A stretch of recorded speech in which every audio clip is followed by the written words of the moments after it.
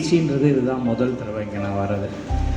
அருட்பெரும் ஜோதி அப்படின்ற வார்த்தைக்கு எப்படி நம்ம உண்மையான அர்த்தங்கள் தேடணுன்றது என்னோட ஒரு ஆவலாக இருந்தது. இதில் ஃபேஸ்புக்கில் பார்க்கும்போது உள் ஒளி தியானம் அப்படின்னா ஏதோ ஒரு ரூம்குள்ளே நம்ம சத்தியஞான சபையில் பார்த்த மாதிரியான ஒளி வச்சு அதை பற்றி ஒரு தியானமாக இருக்கும்னு தான் நான் நினச்சேன். ஆனால் இங்கே வந்ததுக்கப்புறம் தான் நான் நினைக்கிறது வேறு. இங்கே அதாவது பெருமாள் வள்ளலார் ஐயா சொல்லி கொடுத்துட்டு போகிறது வேறு அப்படின்றத நான் புரிஞ்சுக்கிட்டேன் முதல்ல.